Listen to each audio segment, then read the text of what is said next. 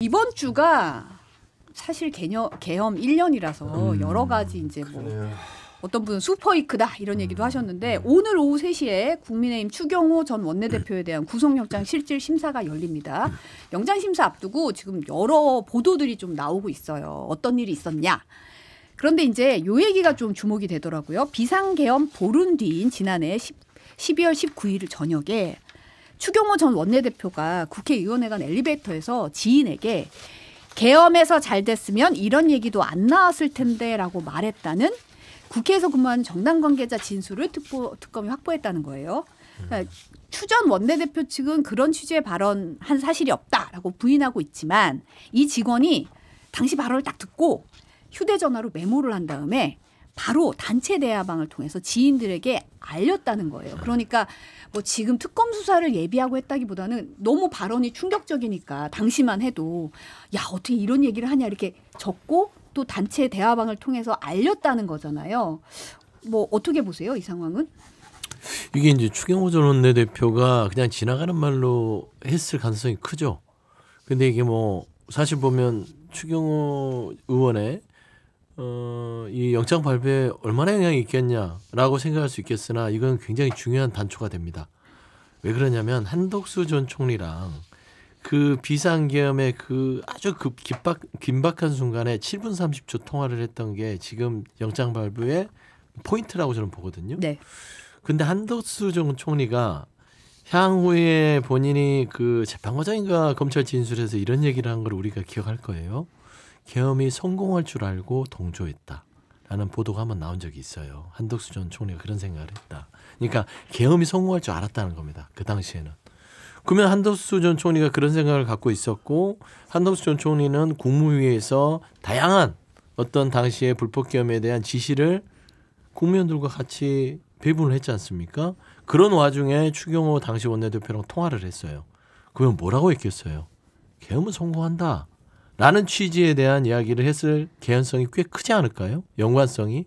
그러면 추경호 의원 머릿속에는 아 그때 한덕수 전 총리 말대로 계엄에만 성공했었으면 이 같은 꼴을 안 볼 텐데 라는 얘기로 우리가 추론할 수 있죠. 그러면은 추경호 당시 원내대표가 계엄의 성공을 위해서 어느 정도의 의도성을 가지고 이 국민의힘의 의원들의 그 표결을 방해한 게 아닌가.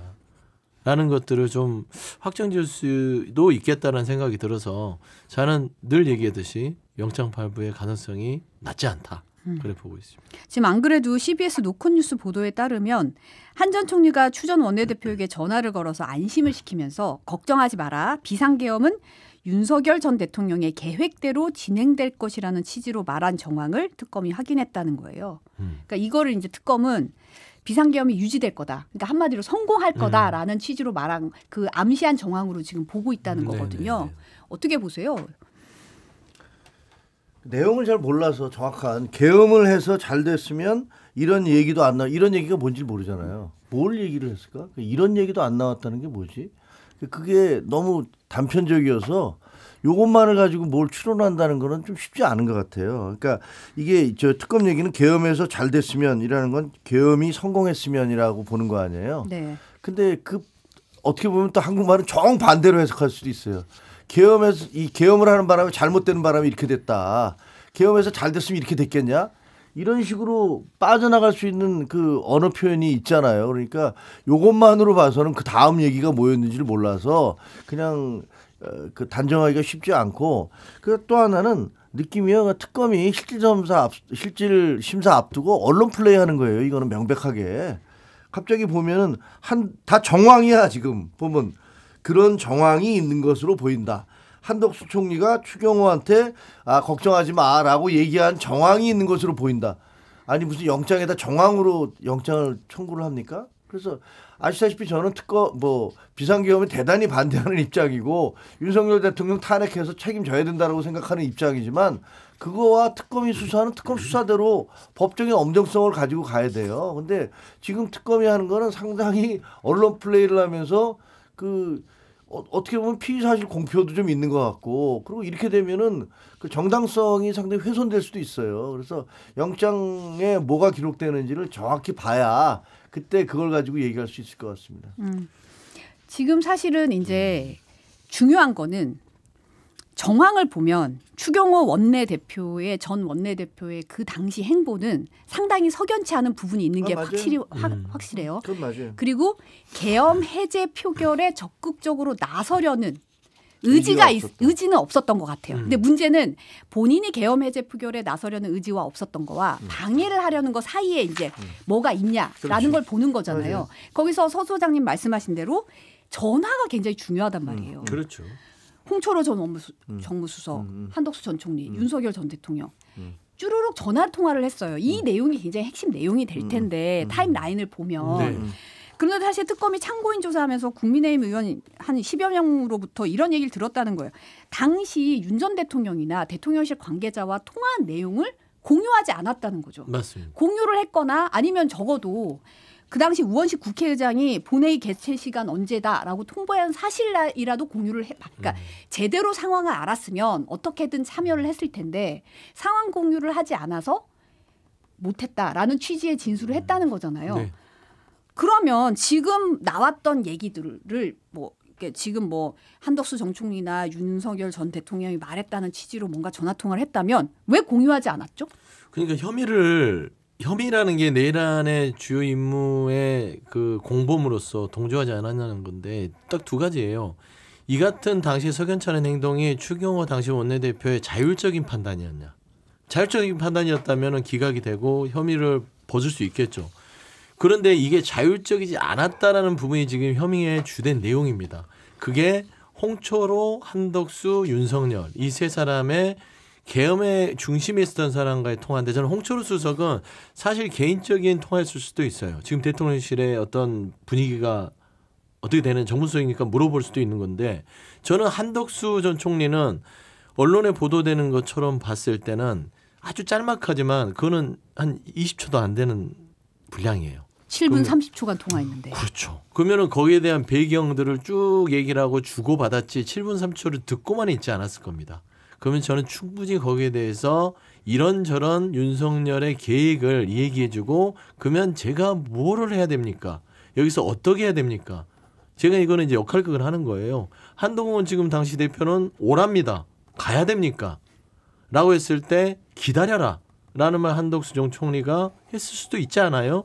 그래서 윤석열 당시 내란을 계획했던 군통수권자는 이런 계획이 있어서 한덕수 전 총리 이 같은 지시를 내렸을 수도 있는 것이고 아니면 한덕수 총리가 추경호 전 원내대표에게 어떤 무언의 계획을 얘기해 줬을 수도 있다고 충분히 개연성이 있다고 보는 거예요.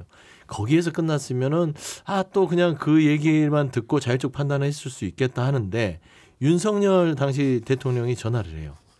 당시 어떻게 했겠어요? 보니까 이 계엄을 실시해 놓고 나서 엄청나게 전화를 했더라고요. 그 와중에 그 각 특전사, 방첩사, 수방사 전화를 했던데 그러면 추경호 원내대표한테 뭐라 했겠어요? 확인했을 거 아닙니까? 한독수한테 들었지? 내가 계획하고 성공할 테니까 버텨!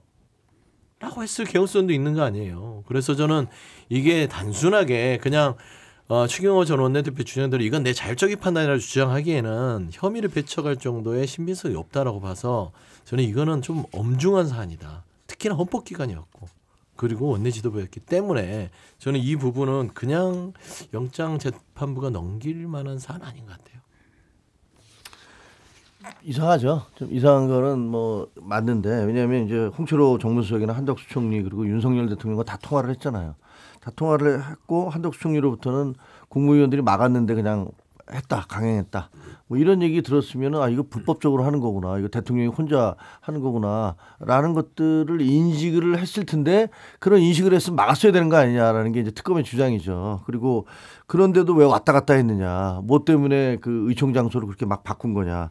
그리고 또 하나는 이제 우원식 그 국회의장이 언제 표결하겠다고 얘기를 했는데 그 표결 그 사실을 언제 한다는 거를 그 의원들에게 알렸어야 되는 거 아니냐. 그리고 윤석열 대통령이나 한덕수 총리하고 통화한 내용도 그 방에서 내가 확인해 보니까 이렇더라라고 알렸어야 되는 거 아니냐. 근데 왜 안 알렸느냐. 이런 것들이 그 특검 측의 그러니까 당신이 의도적으로 이걸 막으려고 했던 거 아니냐라는 근거가 되는 것 같아요. 근데 문제는 여기서 한덕수나 윤석열이나 홍철호 수석 뭐라고 했는지 모르겠는데 지금까지 보도된 바에 따르면 우리는 그런 얘기하지 않았다. 그리고 당신한테 막으란 지시도 하지 않았다. 그냥 걱정했다. 내지는 뭐 미안하다라고 얘기했다. 알리지 않고 해서 미안하다라고 얘기했다라고 얘기했고 추경호 당시 원내대표도 그렇게 얘기하고 있어서 양쪽의 신빙성을 그 법원이 어떻게 판단을 하느냐 그리고 거기에 대한 어떤 좀 더 구체적인 증거라도 있느냐. 예를 들면 이 사람의 머릿속으로 무슨 생각을 하고 뭘 결정했는지를 참 알기가 힘들잖아요. 그러니까 더구나 이제 그냥 내가 머릿속으로 누구를 내가 죄를 그냥 두드려 패고 싶어 이런 생각을 했는데 그런 생각을 했다고 해서 죄가 되는 건 아니기 때문에 이것에 대해서 재판부가 어떻게 결정할지 저도 참 궁금하기는 해요. 어느 정도 증거가 확보됐고 어느 정도 정황 증거상 볼 때 이거는 분명히 그렇다라고 얘기할 정도의 증거가 있는 건지. 왜냐하면 이게 형량이 워낙 세잖아요. 그렇죠? 그런 것도 있고 그다음에 이제 이쪽에서 지금 그러다 보니까 그 특검에서는 한 10여 명의 의원들이 추경호 때문에 내가 투표 못했다 이런 얘기를 했다는데 정작 또 오늘은 보면 107명의 국회의원 모두가 국민의힘 국회의원 모두가 탄원서를 내는데 추경호가 우리를 방해한 게 없다 이런 탄원서를 낸다는 거 아닙니까? 그러니까 이게 굉장히 복잡한 상황이고 우리 아마 영장 전담 판사께서도 머리가 아플 것 같아요. 근데 방해한 게 없다 그 사람들은 그렇게 확정 지을 수 없잖아요. 방해를 받았는지 안 받았는지 정보가 없었으니까 그냥 시키면 시킨 대로 왔다 갔다 했던 사람들이라서 저는 거기에 대해서 얼마나 무감이 실을지 모르겠는데 시간만 제가 재구성을 해봐도 11시 22분에 윤석열 당시 대통령과 통화를 하고 나서 11시 33분에 국회로 직결 장소를 바꿉니다. 의총 장소를. 그리고 나서 추경호 당시 원내대표가 국회로 들어와요. 그리고 그 원내대표실에 본인과 8명이 있었죠. 근데 의원들은 못 들어왔죠. 그리고 나서 33분에 그렇게 얘기하고 나서 00시 3분에 다시 의총장을 바꿉니다. 저는 그 30분의 기간을 저는 좀 의심해서 다시 의심을 해보면 추경호 원내대표와 그 원내대표실에 있었던 사람들이 본회의장을 왔다 갔다 해요. 그리고 저는 동태를 살폈다고 봅니다.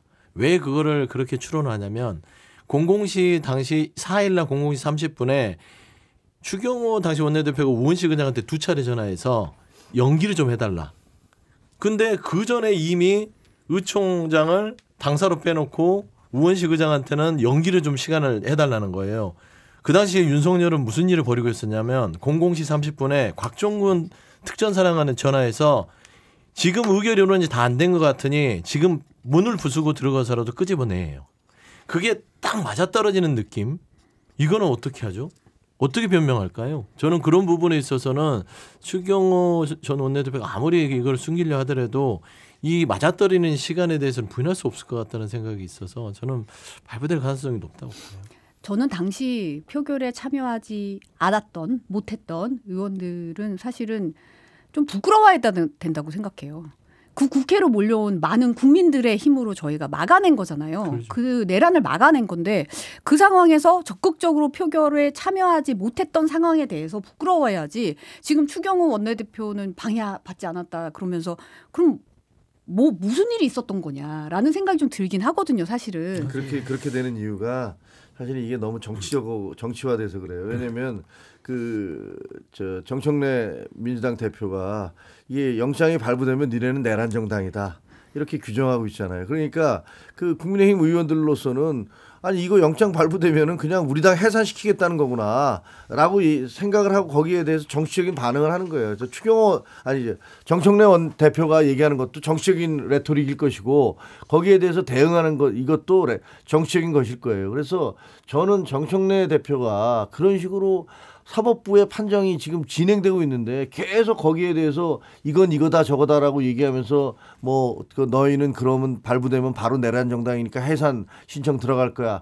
이런 식으로 얘기하는 것도 전혀 현명하지 못한 태도, 효율적이지 못한 태도라고 보고요. 그것이 계속 양당의 극과 극의 그 대응을 만들어내는 것 같은데 모르죠. 민주당에서는 내가 이렇게 얘기해서 쟤들을 자극해서 쟤들이 점점 더 강력하게 나가면 결국은 국민들로부터 버림받을 거야라는 그런 고도의 계산이 있는지 어떤지는 모르겠지만 아무튼 양쪽의 극단적인 대응이 만들어내고 있는 그런 그 자화상이다, 현상이다라고 보여져요. 전 두 가지가 좀 궁금한 게요. 첫 번째는 추경호 당시 원내대표와 그 원내대표실에 있던 8명은 밖에 당사로 의원들을 뺐어도 본인들은 표결할 수 있었잖아요. 그렇죠. 왜 안 했는지 질문하고 싶어요. 걸어서 5분이고 뛰어가면 3분이에요.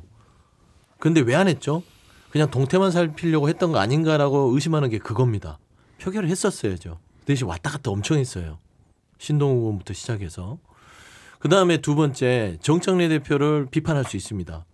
왜 내란 정당으로 내란몰이를 하니까 우리 국민의힘의 의원들이 뭐 그렇게 한다라는 주장을 하실 수는 있으나 저는 정청래 대표 욕하기 전에 장동혁 대표한테 그 화살을 돌려야죠. 아니 새로운 지도부가 내란과 선을 그어버리고 예를 들어서 탄핵 반대에 대한 당론을 철회해버리고 나는 윤석열 정부와 윤석열 김건희 절연하겠다고 선언해버리면 아무리 정청래 대표가 그 몰이를 한다고 통하겠어요? 그러기에 이미 당이 장동혁 지도부가 제대로 된 정상적인 사고를 가지고 바꿨다면 추경호 의원에 대한 영장의 발부와 기각은 아무 의미가 없어요. 타격감도 없어요. 국민의힘은. 거기조차도 절연해야 될 대상이 될 수 있는 것이다. 라는 거기 때문에 정치적으로야 민주당 탓을 할 수 있으나 내부적으로 보면 그 내부의 장동혁 지도부가 문제다라고 저는 좀 비판하고 싶습니다.